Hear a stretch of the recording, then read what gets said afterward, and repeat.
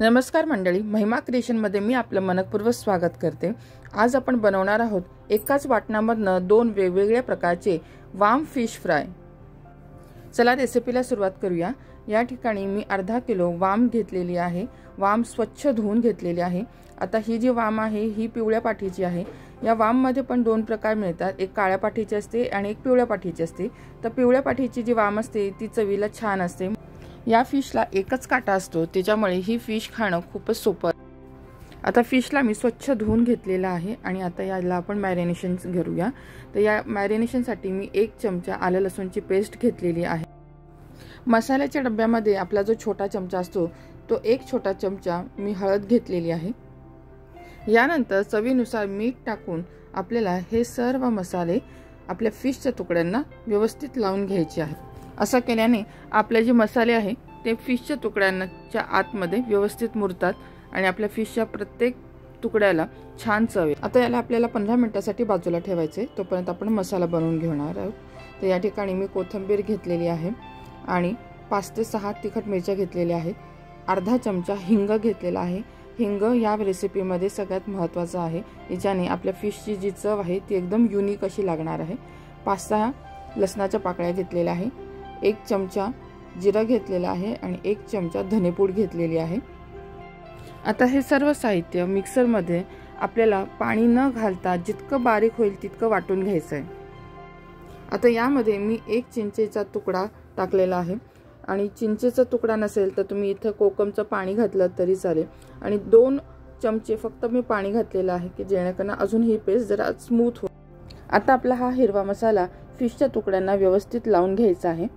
मसाला लावल्यानंतर 15 मिनिटांसाठी आपलं फिश बाजूला ठेवायचं। आता फिश फ्राय करण्यासाठी आपल्याला या ठिकाणी 2 चमचे बेसन घेतलेला आहे, 2 चमचा रवा घेतलेला आहे आणि चवीनुसार मीठ टाकलेलं आहे। रव्यामुळे आपले फिश एकदम कुरकुरीत होतात आणि बेसनमुळे आपल्या फिशला खमंग अशी चव येते। आता फिश फ्रायचा पहिला प्रकार आपण हा विथ कोटिंग वाला करणार आहोत।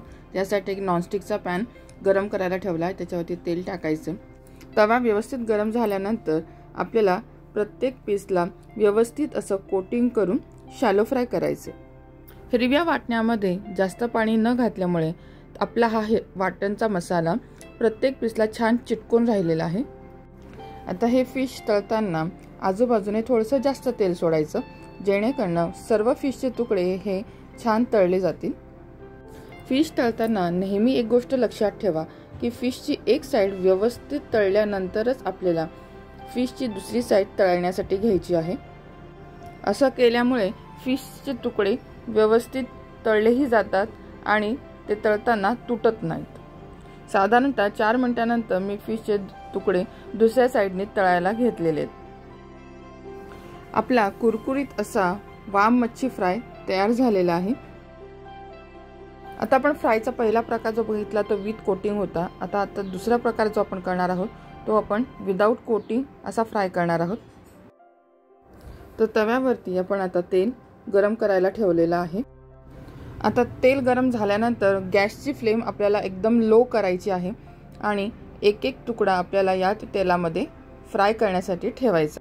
अगदी मंद गॅसवरती आपल्याला हे फिश फ्राय करून घ्यायचे।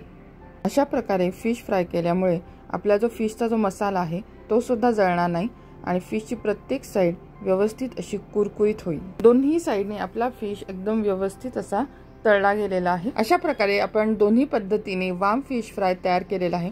तर तुम्हाला कोणती मेथड ही खूप सोपी वाटली ते नक्की सांगा। रेसिपी आवडल्यास महिमा क्रिएशन चॅनलला सबस्क्राइब करायला विसरू नका। पुन्हा भेटूया अशाच एका छानशा रेसिपीसह। तोपर्यंत बाय बाय।